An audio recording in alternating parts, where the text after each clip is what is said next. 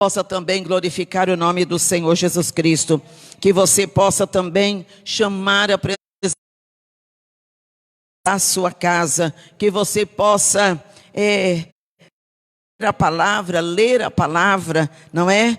Para dentro da sua casa, e que a sua casa seja o melhor lugar para você. Faça da sua casa um lar. Toda a glória seja dada a esse Deus maravilhoso. Aleluia, Jesus, glória a Deus. Nós vamos aqui para a porção da palavra de Deus, que está no livro de Lucas. A igreja do Senhor Jesus Cristo, a igreja da Avenida Patriarca, 4619, do Parque Ribeirão Preto, está com o propósito da família. Setembro, outubro, novembro, nós estaremos com um projeto. O projeto trazendo a palavra de Deus para dentro da família, da arca. Estaremos orando pela família. E se o Deus eterno colocou um norte na nossa vida, para que você coloque a palavra de Deus dentro da sua casa, é porque você precisa disso, viu? Quando Deus ele dá um comando, a melhor coisa que fazemos na vida é obedecer.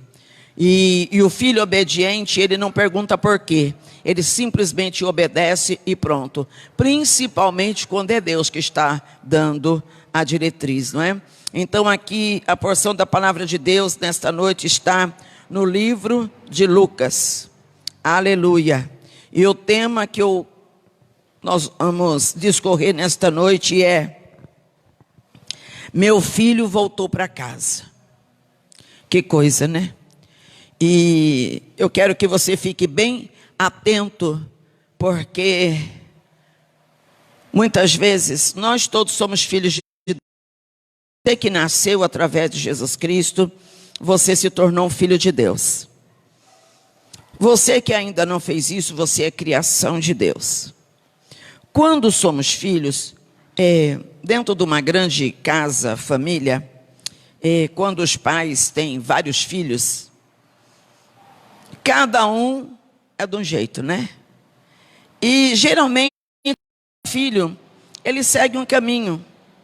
Tem família que consegue administrar os filhos e a casa tão bem, que todos eles seguem um caminho de alegria, seguem um caminho facilitador. Mas tem família que já é diferente. Cada um quer seguir o caminho de um jeito, né?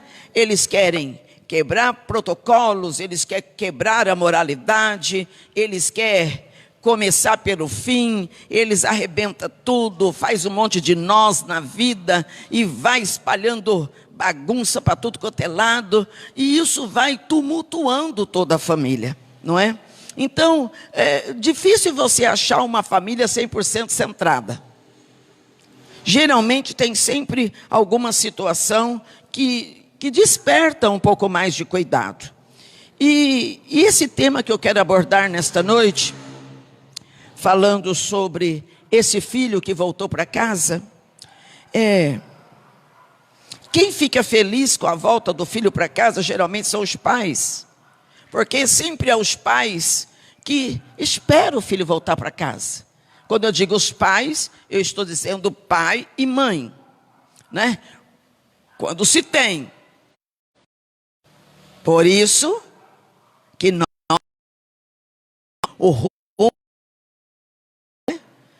para você ter um filho, você precisa ter um lar, ter uma família. Sempre haverá alguém que espera. E esse tema, meu filho voltou para casa, eu não coloquei nenhuma exclamação, simplesmente isso. Porque quando um filho chega em casa, dependendo de onde ele vem e o que ele estava fazendo, é uma situação, não é?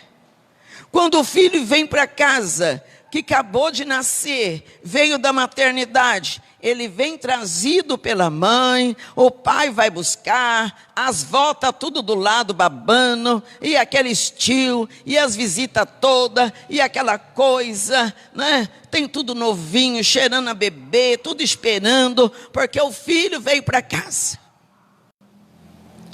O filho veio para casa da escola, veio tudo sujo, tudo cheirando terra.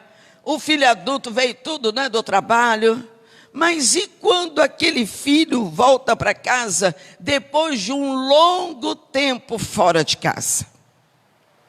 Depois dele ter ido e ter feito N coisas fora de casa. Aí ele volta para casa. E geralmente quem recebe é o pai ou é a mãe. E é isso que eu quero falar nesta noite. O texto está aqui em Lucas, o capítulo é 15. A partir do versículo 25. Sabe, queridos, o que você não pode esquecer é que você é filho de Deus. E Deus é um pai, Ele é um pai amoroso, bondoso, singelo, manso. Às vezes eu gosto de pensar em Deus feliz.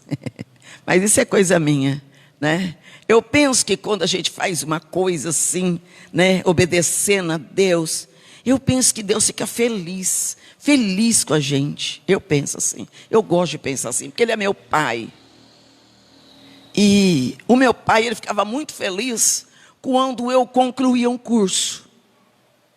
Então, ele me colocava para fazer curso, e eu concluía, e sempre com nota boa, e eu sempre liderava o grupo, e meu pai ficava feliz com aquilo. Aí os colegas dele chegavam para conversar, e ele falava, às vezes eu nem queria que falava, depois eu ficava chateada. Aí meu pai perguntava para minha mãe, porque você foi contar?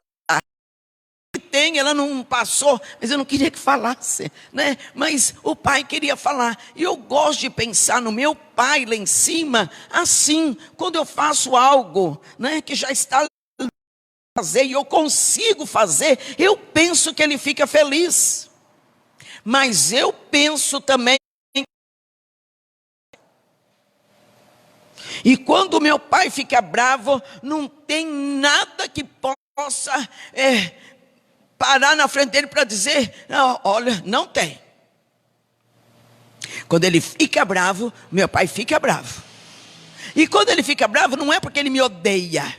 Quando meu pai fica bravo é porque ele me ama. E ele espera que eu faça o melhor. Ele espera que eu seja uma boa filha. Ele espera que eu dê o meu melhor. Ele espera que eu não envergonhe o nome dele. Ele espera que eu não envergonhe o nome da família toda, que são vocês, né? E meu pai fica bravo. E ele chama atenção, por isso tem vara. Consegue entender? Mas não é porque ele odeia. E quando o meu pai vai nos corrigir, ele não nos corrige falando coisas que... Não, ele simplesmente corrige para o teu bem. Estou fazendo isso que é para você não ir para o inferno. Porque se eu não fizer, você vai para o inferno. Porque esse caminho é de morte, né? Então o nosso pai é assim. Então, esse texto que você já deve ter, pelo capítulo que eu disse, você já deve saber. Que eu vou falar aqui sobre o filho perdido. Na sua Bíblia está escrito pródigo, mas aqui na minha Bíblia está escrito perdido. Porque todas as pessoas que estão no pecado estão perdidas, sem rumo, sem direção. Ele vai para cá, bate com a cara na parede, vai para lá, bate com a cara na parede, vai para lá, cai dentro do buraco, vai para cá, cai na lama, vai para cá, cai no arame farpado. Todas as pessoas que estão perdidas é assim. Não é assim quando você está perdido na estrada? Você entra para cá, entra para lá, aí você entra na cidade, pergunta para o moço do posto, pergunta não sei o quê, aí o povo ensina errado. Quando você vai ver, já passou os 40 minutos. E eu sei que eu estou falando porque a gente é perito de se perder. Porque quem sai muito, até com o GPS você se perde. Não é assim? Então a gente fica assim. Então, olha aqui. A partir do versículo 25, o texto eu não vou falar do filho mais novo, da postura dele, não.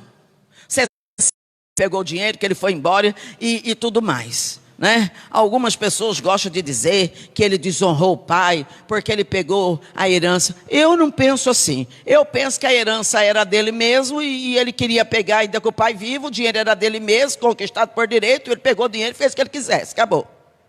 Eu penso assim, porque o dinheiro não é meu, dinheiro não é herança. Então, pai, eu quero que você me dê minha herança antes do senhor morrer. Por outro lado, né? Ele pediu a herança, gastou antes do pai morrer, ainda bem. Porque quando tudo deu errado, ele tinha para onde voltar. Imagine se ele tivesse pego a herança, gastado tudo, o pai morreu, para onde que ele ia voltar? Ele tinha continuado perdido de vez. Sim ou não? É assim, né? Então, a Bíblia, assim, ela abre a nossa cabeça. Eu quero falar aqui, quando esse filho voltou para casa. Primeiro, ele reconheceu que estava errado. Segundo, ele arquitetou um plano. Eu vou voltar para casa, vou chegar lá, vou pedir perdão para meu pai, foi mal, papapá. Mas o pai dele nem queria saber da conversa dele, porque o pai ficou a vida toda esperando aquele filho voltar. Tanto ficou esperando, que quando o filho apontou na estrada, ninguém tinha visto esse menino, ninguém tinha visto esse homem voltar, ninguém tinha visto, só o pai viu. Por que que ele viu? Porque ele estava olhando para o caminho. Porque o tempo todo ele esteve esperança no coração dele. O tempo todo ele aguardou o retorno daquele filho. Então ele não tirou os olhos do caminho. Por isso ele viu. Foi o primeiro que viu. E o filho, antes de chegar perto do pai, o pai correu a ele. Foi o pai que abraçou ele. Foi o pai que beijou ele. Porque quem estava esperando? O pai. Ninguém mais estava esperando. A Bíblia não fala nada de mãe. Da mãe dele. Se era viva, se não era. Mas ele tinha pai. Se tinha pai, também tinha mãe. No versículo 25 fala: esse filho chegou em casa. O pai ficou feliz, porque ele já esperava por isso. O pai ficou contente. O pai chamou os empregados. O pai: traga a roupa depressa, tira essa roupa de andarilho dele, tira essa roupa de criador de porco dele, tira esse sapato sujo, desgastado, corta as unhas, lava, coloca um anel na mão dele para mostrar que ele tem família, que ele tem dono, que ele tem uma aliança. E mate um bezerro, vamos fazer uma festa. O pai estava feliz. Eu penso que esse pai ficou o tempo todo se programando para o retorno do filho. E aí, tudo isso aconteceu.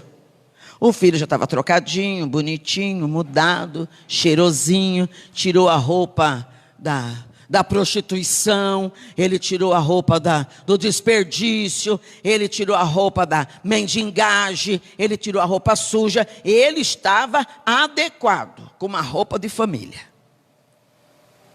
E aí,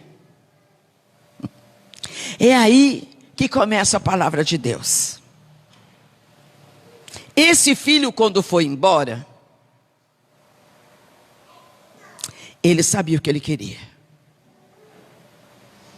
Ele fez tudo o que ele fez e ele retornou.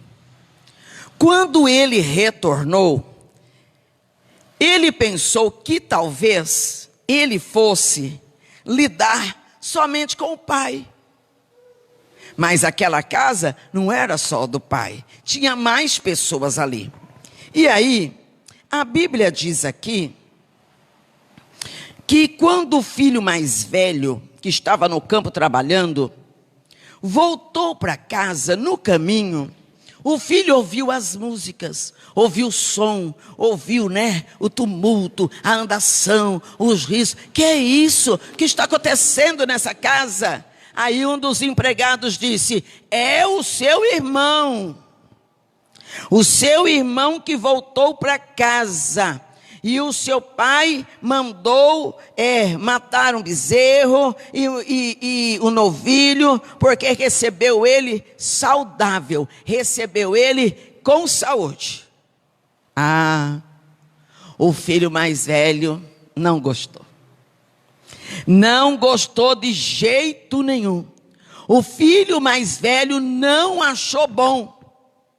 A Bíblia diz que o filho mais velho estatalou lá. Que isso?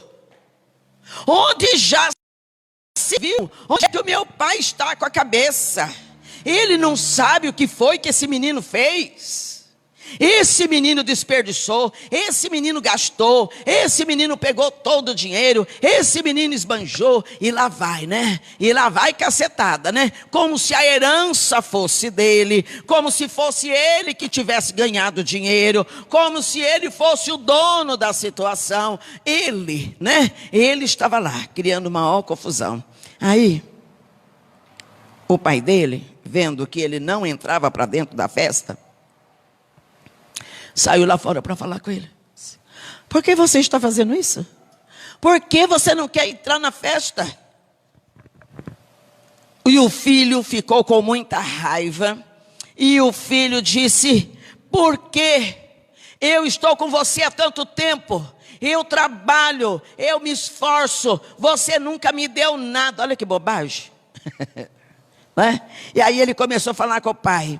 Né? Você nunca me deu um cabrito para eu festejar com os meus inimigos. Agora, esse teu filho não era irmão dele, não fazia parte da família. Por quê? Se ele fosse bonzinho, ele seria o irmão. Mas como ele era o estragado, ele era só o filho do pai. Quem está entendendo? A gente faz assim ou não? A gente faz assim ou não? Eu penso que a gente tem que se colocar no nosso lugar. Primeiro que aquele moço mais velho, ele estava questionando uma herança que não era ele que tinha conquistado. A herança não era do pai? Não é o pai que deixa a herança para os filhos? Então, a parte do mais novo, Deus entregou. Assim como a parte do mais velho, que também ia ser entregue depois. Então, ele tinha que ter mais ficado quieto no canto dele, não tinha que ter questionado nada, e tinha que ficar feliz. Mas sabe o que eu aprendo aqui? E é aqui que eu quero falar? É um mau relacionamento entre os irmãos. É um mau relacionamento, a convivência, principalmente que se esse irmão tem o pai N, o pai B, o pai C, o pai D, o pai F, o pai H, o pai J, e vai por aí afora, né? Aí são inimigos de sangue, né? E vira aquele tendel. E mãe, ela é uma coisa tão abençoada por Deus, porque sempre tem um que ela gosta mais. Então ela vai ficar lambendo aquilo ali. E os irmãos vão continuar sendo inimigos. Um vai impedir o outro de andar. Por que que esse irmão não correu juntamente com o pai para abraçar esse irmão, esse filho que estava perdido e esse pai estava sofrendo? Esse filho mais velho é egoísta. Esse filho mais velho é presunçoso. Esse filho mais velho é arrogante. Esse filho mais velho é nariz empinado, dono da verdade, senhor da razão. Ele tão egoísta que ele nunca olhou para o pai para ver que o pai estava sofrendo pela ausência do filho. Principalmente porque aquele filho era o mais novo, não tinha experiência da vida. E o pai sabia que ele ia pegar esse dinheiro, ele ia gastar esse dinheiro. Esse filho sofreu. Esse filho virou mendigo. Esse filho foi morar dentro do chiqueiro. Esse filho foi comer lavagem de porco. Esse filho se deu mal. Mas o coração desse filho nunca esqueceu desse pai. Tanto não esqueceu que ele não esqueceu o caminho de volta para casa. E ele lá no fundo se arrependeu e disse: eu não preciso ficar aqui. Eu não preciso ficar aqui, porque para judeu, lidar com porco é a coisa mais baixa da baxice. Judeu não come carne. Judeu não, olha, ele não olha para o porco judeu. E ele foi trabalhar no chiqueiro de porco. Olha que coisa. Aí você vai dizer assim, mas ele que desperdiçou o dinheiro. E dinheiro é para fazer o quê? Fazer um buraco e enterrar lá? Ou é para gastar? Tem gente que não sabe gastar e faz isso mesmo. Quanto de nós já não desperdiçou? Desperdiçou casa, já perdeu casa, 1, 2, 3, 4. Perde carro, perde dinheiro, perde família, perde casamento, perde tudo. É desperdiçador, é tudo a mesma coisa. Ou não? Mas quando volta de novo para o pai abre os braços, recebe, restaura tudo, prontinho para perder tudo de novo. Né? Porque nós é o bom. Presta atenção, igreja. Deus está falando com você, está falando comigo também nesta noite. O nosso relacionamento precisa mudar. O relacionamento que nós temos com as pessoas precisa sarar. O nosso relacionamento dentro de casa precisa mudar. Nós precisamos ser sinceros com o nosso relacionamento dentro de casa. Cada filho precisa olhar para os pais, sabendo que os pais é cobertura. Não é olhando para os pais, vendo se o pai tem o dinheiro, ou paparicando o pai e a mãe quando precisa de pagar a conta, quando está tudo atrapalhado. Aí corre, vai para lá e a tonta dá o dinheiro, porque mãe é tonta mesmo, dá o dinheiro mesmo. E daqui a pouco está tudo desperdício atrás do outro. E aí aquele filho que nunca está pedindo nada, porque ele rala, ele é consciente, ele nunca ganha nada. Já reparou? Que aquele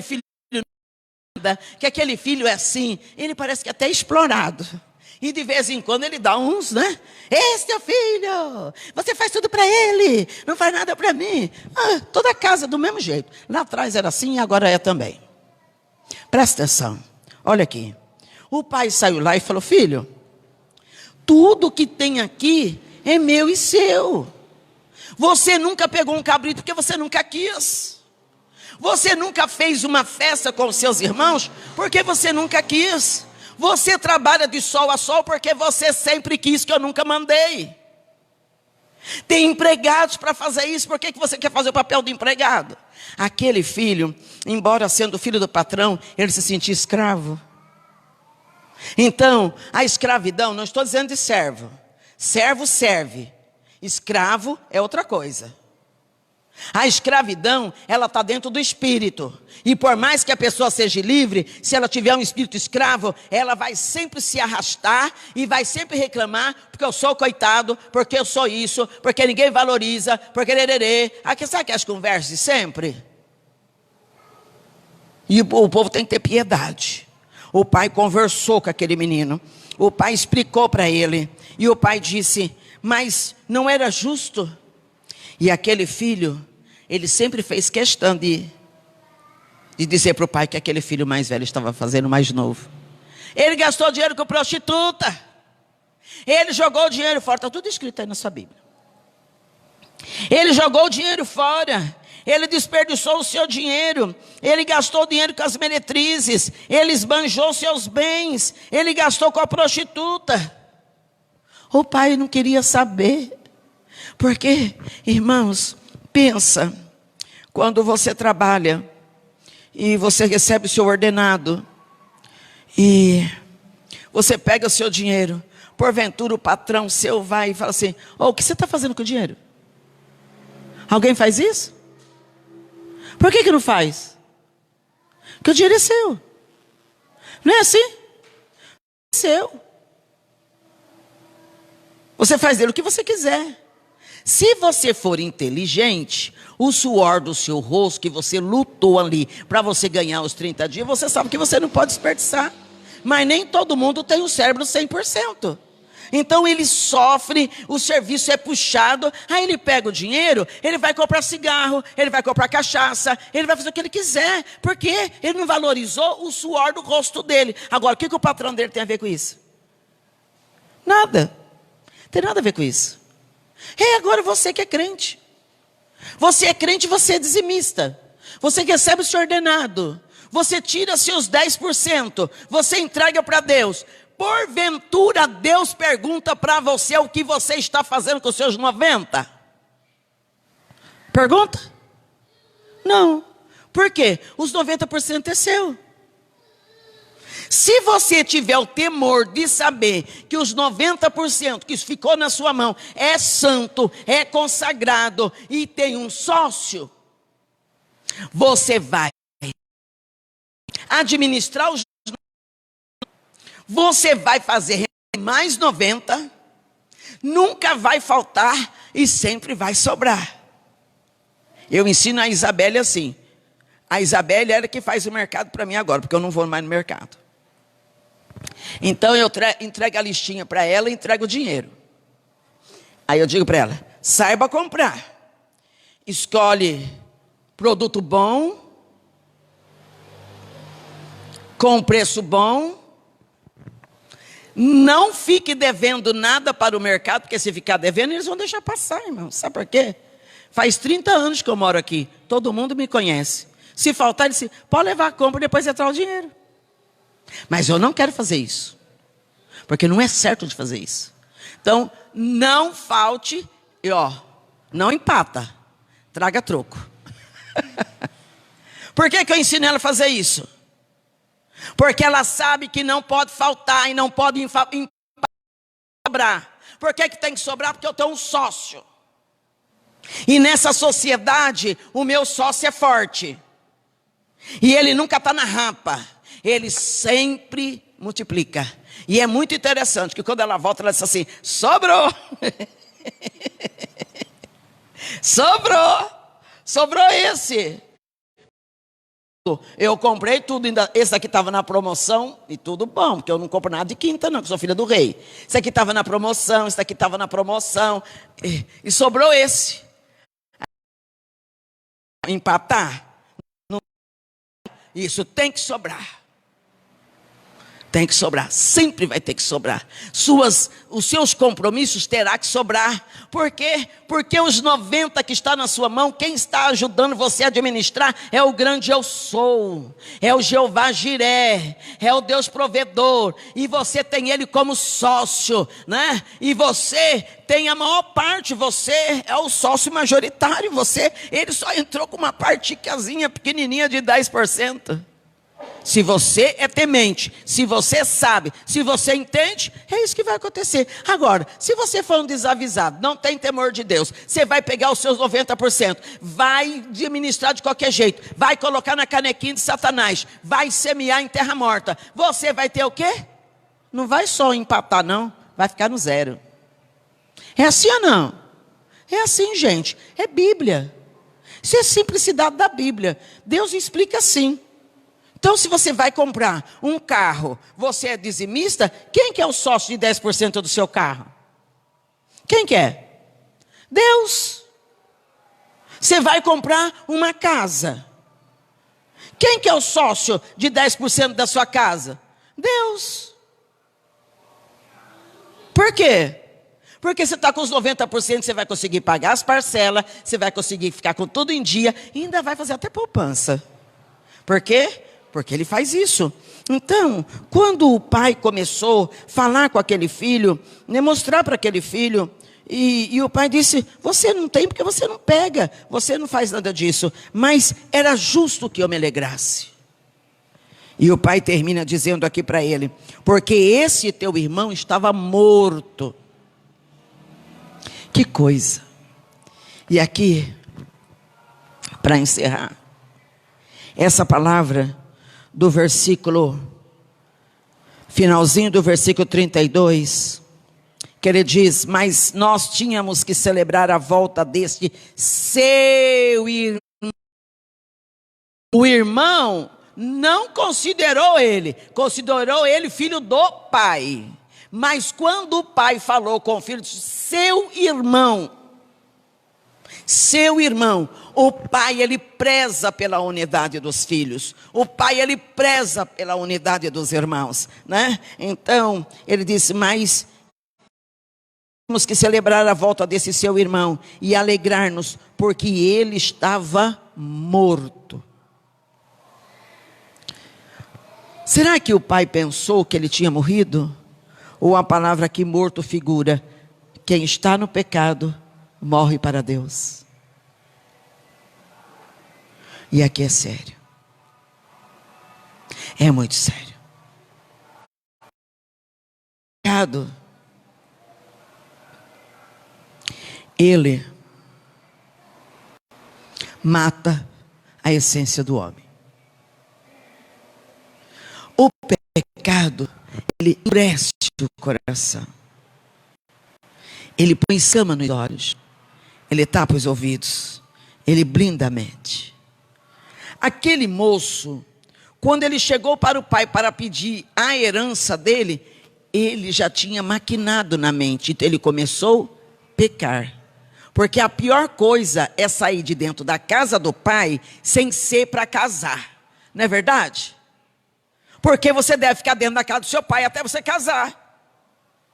Sair da casa do seu pai para ir para a sua casa, porque isso moralmente é bíblico. Não é? Então, aquele filho começou a pecar. Eu vou embora dessa casa, eu vou pegar a herança antes. Ele foi quebrando princípios. Quebrar o princípio de pegar a herança antes do pai morrer. Quebrou o princípio de ir embora de casa. Quebrou o princípio de quebrar a sua virgindade. Não se casar, mas se prostituir. Fora do casamento. Ele quebrou o princípio de ir trabalhar no chiqueiro de porco. Ele quebrou o princípio de se relacionar com N pessoas. Ele quebrou o princípio, porque quando você peca, uma vírgula, o ponto final, irmãos, é acessório. Sim ou não? Acessório. Você pecou uma vírgula, é uma vírgula e 2 pontos, é um ponto de interrogação, é uma exclamação. Você vai continuar fazendo, porque o seu coração está tão duro que vai ser: o que é que tem? O que é que tem? A vida é minha, a vida não é sua não, viu?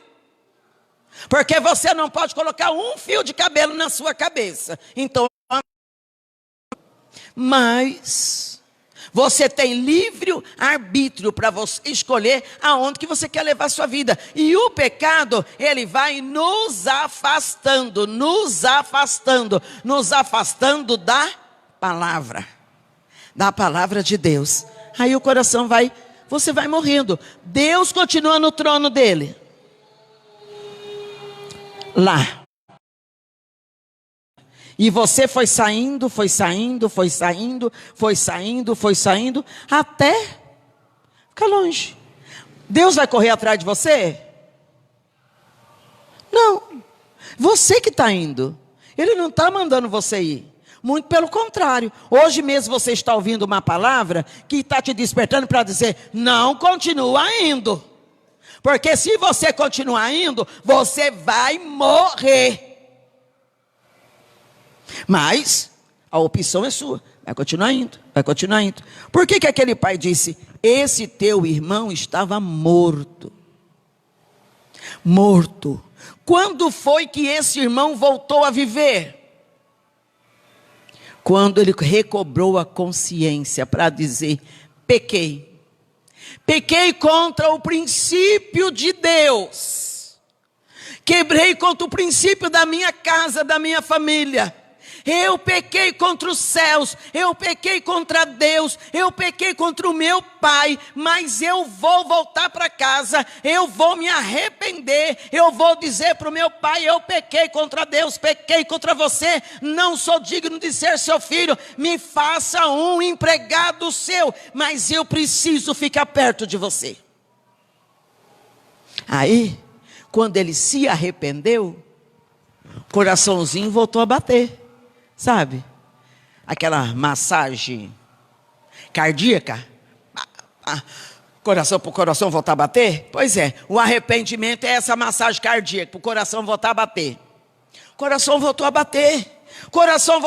Ele se colocou de pé. Marchou para casa. Simples assim. Voltou para casa e o pai estava o quê? Com o olho lá no caminho, olhando lá. Ele vai voltar, o meu filho vai voltar, eu tenho esperança que ele vai voltar, ele não perdeu o rumo, eu espero. É assim, igreja. O nosso Deus eterno espera sempre que você acorde do seu pecado, que você se arrependa dele, que você ressurja novamente, que você volte e você confesse que você estava errado. Para poder sarar, né? Porque empurrar a sujeira debaixo do tapete, depois tu vai ter que tirar o tapete e a sujeira também. Então, o pai disse: esse seu filho, seu irmão, estava morto e ele voltou à vida. Estava perdido e foi achado. Coisa boa, né, gente? Não é bom isso? Quantas vezes a gente está perdido num emaranhado de coisa e de repente eu faço assim. Quando começa N confusões assim na minha mente de pensamento, porque administrar pessoas não é brincadeira, a responsabilidade é grande. E um dia desse um pastor, amigo meu, usou um termo assim, amigo. Nunca tinha ouvido não, eles usam vários termos, mas ele usou assim. A gente estava conversando a respeito de alguma coisa e ele virou assim: mas a senhora é uma pastora raiz, né? Eu digo: o que é isso? O que é esse tal de negócio de pastora raiz? Você está dizendo que eu sou uma pastora antiga? Antiquada, ultrapassada? Não, eu estou dizendo que a senhora é lá das antigas, que eu trato tudo no pulso, que eu trato tudo no pulso da palavra. Aí eu esquentei, viu? Porque eu sou fleumática, sanguínea, sangue no olho. Você está dizendo para mim que eu sou uma pastora raiz, porque eu não passo a mão na cabeça do erro? Você está dizendo que eu sou uma pastora raiz, porque eu estou dizendo que está errado esse jovem, depois lá do sábado, não sei do que, e sair, e ir para o motel com a namorada, e depois todo mundo está tudo junto, misturado, cantando e tocando. Você está dizendo que eu sou raiz só por causa disso? Não sou eu que sou raiz, quem é raiz é Jesus Cristo, quem é raiz é Deus, e quem é raiz é a palavra. Foi errado ontem, é errado hoje, e será errado amanhã. Aí depois eu fiquei tão invocado com esse negócio, eu orei até para Deus. Deus, eu sou pastora antiga. Se eu não prego a sua palavra, eu sou uma pastora herege. O que eu faço? O Espírito Santo: prega, pregador. Prega a minha palavra. Então eu continuo pregando a palavra. Não tem importância de ser raiz, ser tronco velho, raiz. Não interessa, eu vou para o céu. E quem for para o inferno não vai ser por conta minha, não. Quem for para o inferno porque decidiu ir para o inferno. Mas, por eu pregar a palavra do erro, não. E eu não sei o que é esse negócio de raiz, eu também não quero saber, não me interessa. Eu quero saber que essa palavra hoje, ela é tão atual e tão moderna e tão nova, quanto ela é no dia que ela foi escrita. Sabe por quê? Porque o mesmo Jesus que estancou a hemorragia de uma mulher 12 anos, ele continua estancando hoje. O mesmo Jesus que tocou no leproso e deixou ele limpinho, é o mesmo hoje. O mesmo Jesus que sentou lá na beira de um poço, meio-dia, debaixo de um sol quente, para conversar com uma mulher sofrida, desprezada por 5 maridos, estruturou o emocional da mulher, fez a mulher uma evangelista. Ele é o mesmo hoje. Então quem é raiz não sou eu, não. Sim ou não? Não sou eu que sou raiz, não. Quem é raiz? Jesus, a raiz de Davi, o renovo de Jessé, o Deus imortal, o soberano, que disse: você está no pecado, você está morto, mas há um jeito de você ressuscitar, é se arrepender. Reconheça que você está errado. Reconheça que a sua roupa de branca está sei lá que cor. Reconheça que a sua roupa está toda manchada. Reconheça que você está todo fragmentado. Reconheça que você já perdeu toda a sua herança. E mesmo sabendo que não tem mais nada, quando se tem uma aliança, sempre vai sobrar alguma coisa. E sobrou, não sobrou? Sobrou. O filho perdeu a herança, não perdeu? O que é que sobrou para ele? Roupa nova, sapato novo, anel no dedo. Sobrou alguma coisa. E o que é isso? Roupa, cobertura. Eu escondo a sua nudez. Eu te protejo. Eu te protejo. Roupa protege a sua nudez, protege o seu corpo. Roupa te aquece, te abriga, deixa você, né? Sapato, eu tiro a escravidão da sua vida. Você não é escravo. Quem serve Jesus Cristo não é escravo. Quem serve Jesus Cristo é servo. Escravo não tinha o direito de usar sapato nos pés. Escravo só andava descalço. Escravo não colocava sapato. O que aquele pai fez? Aquele filho calçou sapato nos pés dele para dizer: tu não é escravo, tu é o meu filho. E eu tenho uma aliança com você. Aliança de proteção, aliança de cobertura, aliança de amor, aliança de te receber, aliança de te beijar, aliança de te abraçar, aliança de te receber de volta. Essa é a aliança que Jesus Cristo tem para nós. Ele perdeu a herança, que era dinheiro, né? Mas ele ganhou o que o dinheiro não compra. Dinheiro compra aliança paterna, de amizade. Dinheiro compra cobertura de oração, cobertura moral. Dinheiro não compra. Entende? Então, esse texto desta noite é: meu filho voltou para casa. E quando um filho volta para casa, é somente o dono da casa que vai comprar a briga.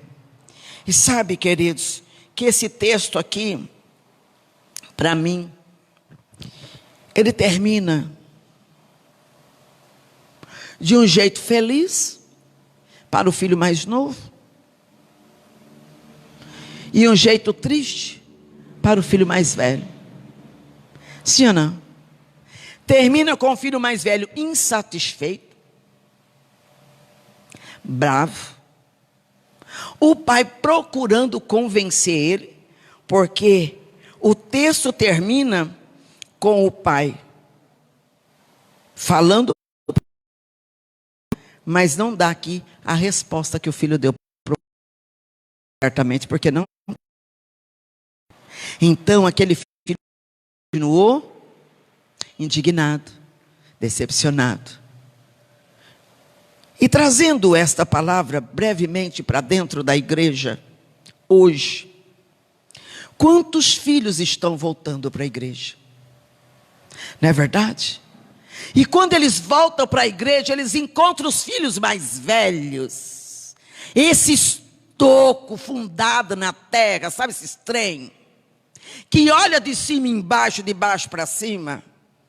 Não dá um abraço, não dá um aperto de mão, olha com desdém, parecendo até que foi ele que morreu na cruz, parecendo até que foi ele que ficou chicoteado, que foi lá lascado na cruz, que foi humilhado. Aí ele não dá paz, ele não cumprimenta, ele não fica feliz, porque ele não achou nem bom que essa pessoa voltasse para a igreja.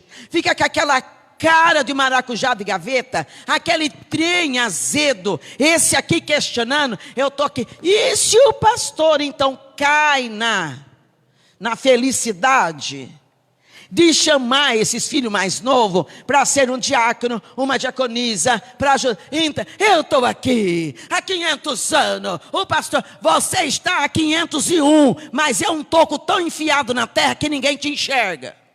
Porque você não quer ser novo de jeito nenhum. Você quer envelhecer com o tempo.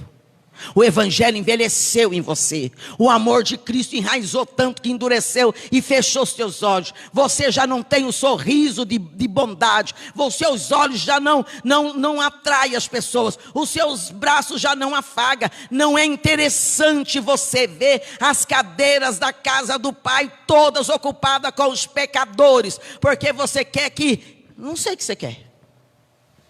E tem gente que não fica na igreja mesmo. Sabe por quê? Porque na casa dele é um terror.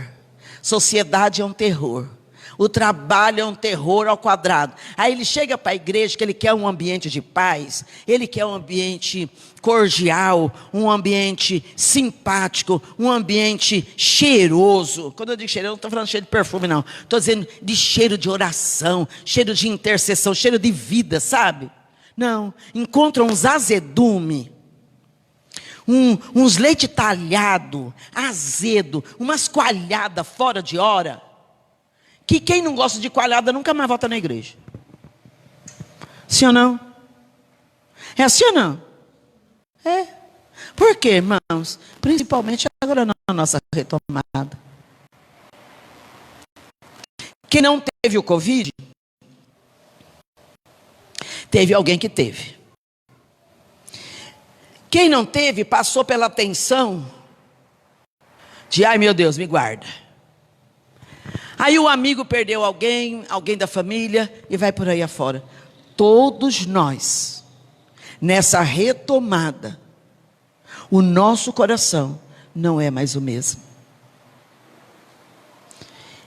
Como coordenadora do corpo diaconal dessa região, tantos diáconos meus partiram.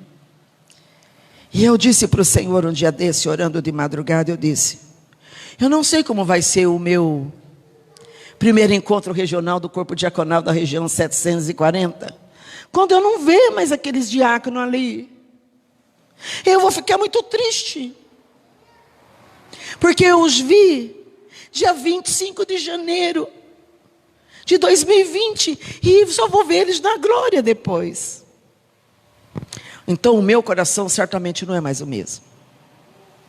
Aí eles chegam na igreja, todos nós, sensível, mas encontra aquele que está morto. Sabe? Eu quero chamar a sua atenção, igreja. Por isso que você tem um momento de entrar no seu quarto e fechar a porta. Se joga lá. Vai confessar seus pecados diante de Deus. Para o coração voltar a bater, ó. Vai lá para o Pai fazer a massagem cardíaca, para você levantar de novo. Vai lá se arrepender. Deus, eu fiz assim, eu fiz assim, eu fiz assim. Que ninguém sabe que você fez, ninguém. Confessa. Volta à vida. Abraça aqueles que você não está vendo. E eu estou dizendo de Covid, mas tem tantas outras coisas, porque antes dele já havia. Não é assim, igreja? Quantos de nós passamos por tantas coisas dentro de casa? Tantas coisas, não é? Então aí a gente desdenha tudo, abandona tudo. Não estou preparada para isso. Não posso mais fazer aquilo. Eu não posso mais estar aqui. Eu não posso mais ir para o ministério. Eu não posso mais fazer. Você não pode nem viver. Não é assim? Pega o único talento que tem, coloca no chão e enterra. Agora quem tem 5 vira 10. E vai ficar com 20, com 50, com 1000. Porque é assim que a Bíblia diz. Agora você com 1 ainda enterrou aquilo que não é seu. Vamos acordar para a vida, igreja? Nós estamos nos precipitando para a retomada.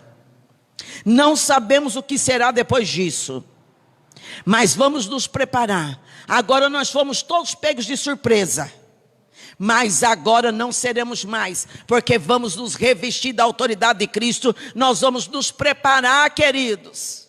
E a igreja aqui na terra está aqui para isso. Não interessa se é presencial, não interessa se é por live, não interessa se é por nada. Cumpra tudo o que você tem que cumprir, ouvindo a palavra de Deus da sua casa ou dentro do templo, não interessa. Continue sendo crente.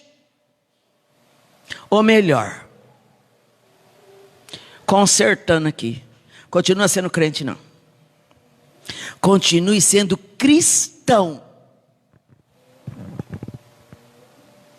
Evangélico, crente e cristão. Escolha qual dos três e vai firme na caminhada, viu? Eu prefiro cristão. Porque cristão é aquele que está em Cristo. O crente é que está em tudo. E o evangélico, então, é aquele que pode tudo. Então, presta atenção. Esse texto é Meu filho voltou para casa. E agora? E eu coloco esse tema como Deus olhando do céu para a terra, dizendo: aquele meu filho voltou para casa. Vamos ver como que ele vai ser bem tratado lá. Vamos ver como que ele vai ser recebido dentro da minha casa. Gente, que coisa! Não é? De quem que é esse lugar?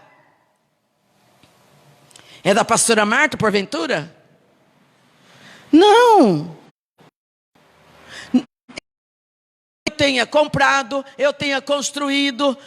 Não é meu, não. Eu fiz isso para o meu pai, para ser aberto, para receber os filhos do meu pai. Esse lugar é a casa dele, é o santuário dele, é o lugar onde ele habita. Aqui ele abre as portas, o povo vem, ele pela palavra. Então aqui é a casa do pai, do seu pai. Aqui todos têm o mesmo direito. Amém? Amém? Você tem o direito de ser feliz, você tem o direito de ser transformado, você tem o direito de ser curado, você tem o direito de ser próspero, você tem o direito de ser bem-sucedido, você tem o direito de ser restaurado. Você só não tem o direito de ser mala. Oi, pastor Perácio, abraço. É meu chefe. Entendeu? Você só não tem o direito de ser mala, atrapalhar o movimento. Vai fazer uma coisa? Não, você não tem o direito de atrapalhar. Então é assim. Esse filho mais novo, se ele teve coragem, se ele foi audacioso, se não foi, não interessa. Mas o coração desse filho mais novo era muito melhor do que o coração do filho mais velho. Vocês não acham? Não acham? Ele fez as precepadas dele, mas ele reconheceu. E o filho mais velho que andava certinho ali na risca, ó, não teve arrependimento, não teve amor pelos irmãos. Hoje até eu brinquei com a Isabelle. Eu falei, se a gente tivesse combinado, não tinha dado certo, né? Porque nunca dá para juntar a filharada em casa, embora eu não tenha tanto filho assim, né? Mas nunca dá para juntar, ainda mais mas não é filharada. Mas de repentemente, em plena sexta-feira, ajuntou todo mundo para almoçar. Coisa boa, né?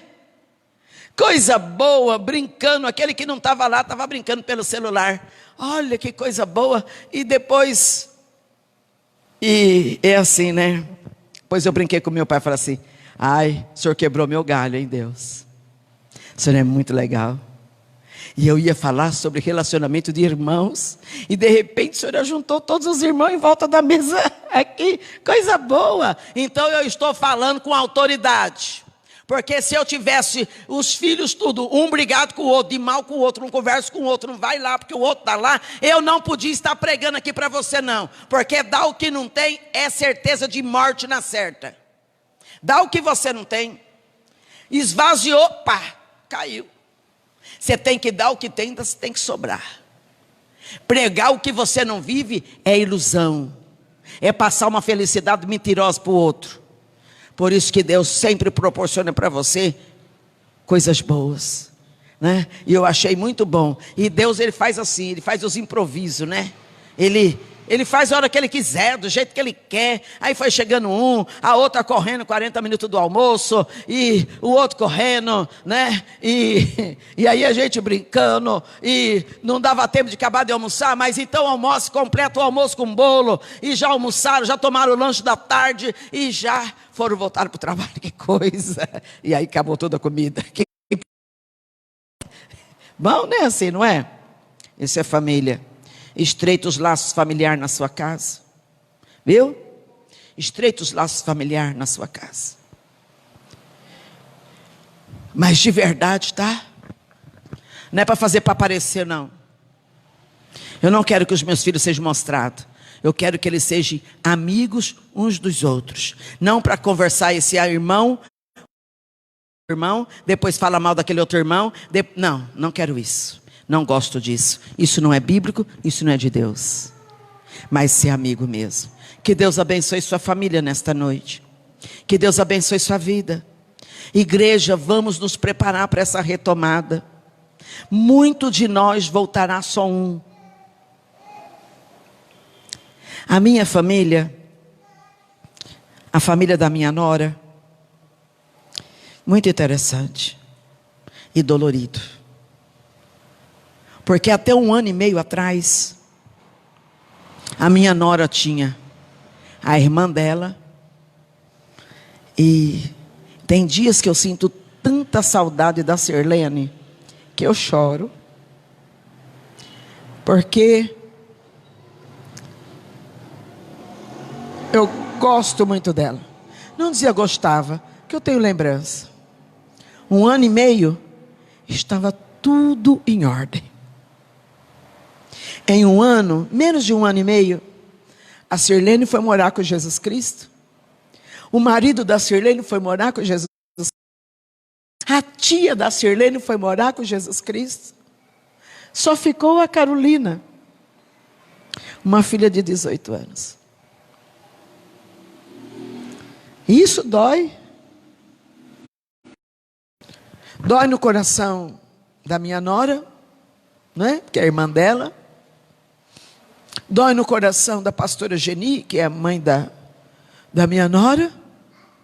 Porque 3 filhos, agora só ficou 2. Dói no meu coração porque eu ajudava a cuidar dela e tudo. Dói. Então haverá muitos lugares na igreja que serão insubstituíveis. Nós vamos precisar de um amor excessivo, sabe? Não é aquela coisa feia, mas amor de verdade. Amor que se importa, amor que interessa, amor, sabe, de abraçar. Eu não vou substituir o outro, mas eu estou aqui, conta com a minha mão, conta com o meu ombro, conta comigo. Antes de entrar na igreja, acabou o culto, todo mundo vai embora, sabe? Prepara o seu coração para a retomada da igreja. Nós não seremos mais os mesmos. Nós voltaremos mais forte. Sabe por quê? Porque é na dor que se forja o caráter de alguém. Não é na fé que está escrito na Bíblia.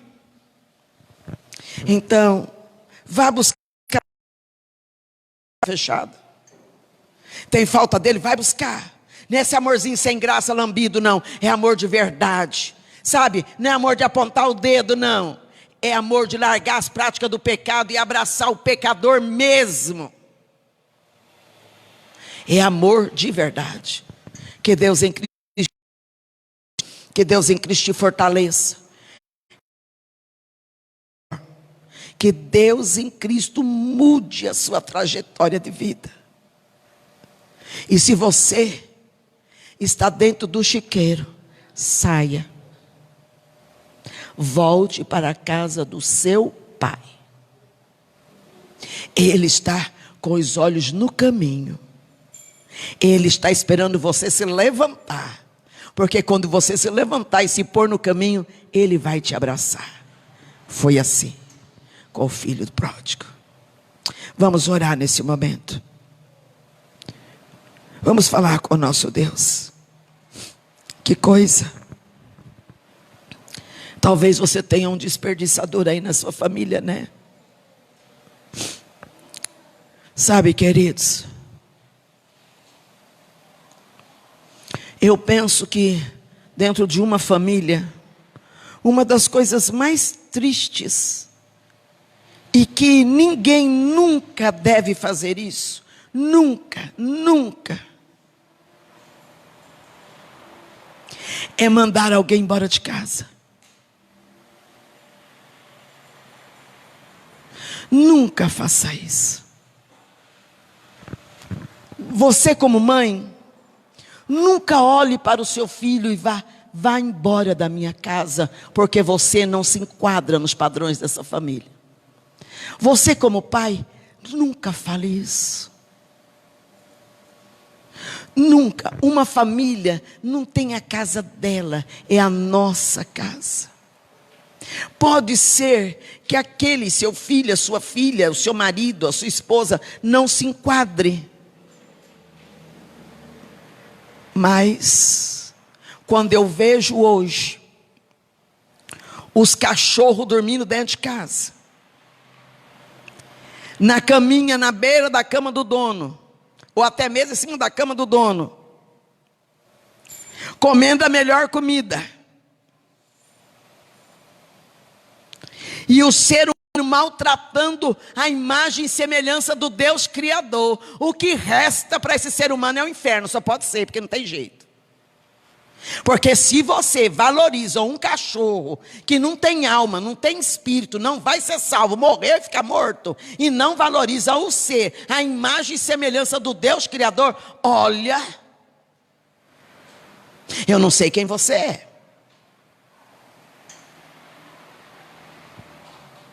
Presta atenção. Enquanto esse filho foi embora porque quis e o pai ficou esperando, tem um monte de pai e mãe mandando os filhos embora de casa. Só porque não quer fazer do seu jeito. Vai orar para eles fazerem do jeito da Bíblia? Porque quem sabe do seu jeito é muito chato.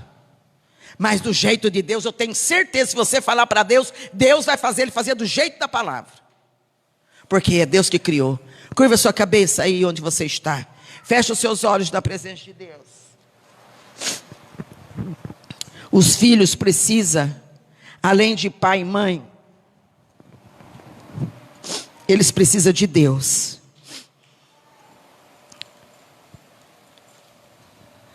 Nós queremos muitas vezes colocar os nossos filhos no prumo com acusações. Não funciona. Esse é o momento de uma boa confissão e de um arrependimento.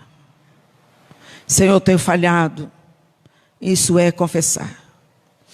Mas eu preciso que o Senhor me ajude. Deixa o Pai fazer uma massagem cardíaca em você nesta noite. Que o seu coração volte a bater novamente pela palavra. Estamos aqui nesta igreja estudando o Apocalipse. E o Apocalipse não é o livro do juízo. O Apocalipse não é o livro da revelação, da condenação.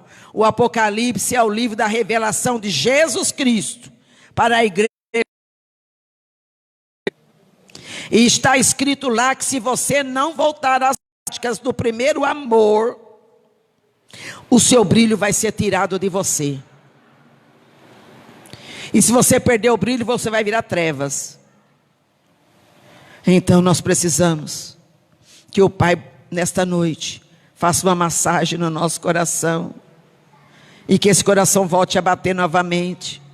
E que nós voltamos a ser, não como era antes, mas muito melhor. Para estar em santidade na presença desse Deus. Querido Senhor, em nome de Jesus Cristo. Muito obrigado por esta noite, por cada filho do Senhor que está dentro da sua casa. Obrigado, Senhor, pelo perdão derramado na nossa vida. Por nos ensinar, Senhor, a respeito desse relacionamento desse pai e esses dois filhos. Nós aprendemos na tua palavra como não devemos ser. Senhor, nós precisamos ser tolerantes. Senhor, nós precisamos ser flexíveis. Senhor, nós precisamos ser amorosos. Senhor, nós precisamos condenar o pecado, mas amar o pecador. Nós precisamos aprender com a nossa boca, Senhor, liberar palavra. Ele não consegue aprender, ele vai com dificuldade com as coisas. Os outros irmãos todos acelerou, ele ficou para trás, e a família desdenha, a família despreza, porque ele é diferente, como Davi foi diferente. Anarebai choreis. Os irmãos de Davi desprezaram tanto Davi, que Davi não se sentia bem de ficar dentro de casa, ele ficava no campo. Mas foi no campo que Davi aprendeu a cuidar das ovelhas do pai dele. E foi rei. Portanto, meu Deus, e cada mãe, Senhor, que atentasse nesta noite para esta palavra, prestar atenção, Senhor, dobrada sobre a vida dos filhos que cuidam dos avós até morrer. Geralmente são filhos, ó Pai, que tem muito amor para dar. porque ninguém presta atenção neles, meu Pai. Porque o que eles praticaram de pecado manchou a carne deles, mas que a alma desses filhos, Senhor, continue intacta, esperando somente alguém que possa abraçar, alguém que muitas vezes está à margem, para dizer a esses filhos: levante-se, saia desse chiqueiro, saia deste lugar de morte, caminha que eu estou te esperando. Levante-se, porque eu tenho um anel para você, eu tenho uma roupa nova para você, eu tenho um sapato para colocar nos teus pés. Senhor, levanta esses filhos que têm tanta dificuldade de se posicionar, tem tanta dificuldade, Senhor, para se relacionar, para ser feliz. Geralmente são os desprezados da casa, é os da família. Eu oro, Senhor, para que o Senhor encontre esses moços, encontre essas moças. Muitos deles encontram refúgio na maconha, encontram refúgio, Senhor, nas drogas, na prostituição, Senhor. O único lugar que eles querem estar é na rua. Eles não querem ficar dentro de casa para ficar vendo olhar de acusação, as pessoas desprezando, os irmãos todos bem vestidos, com seus carros, e ele nada, vestido roupa usada dos irmãos, e sendo criticado.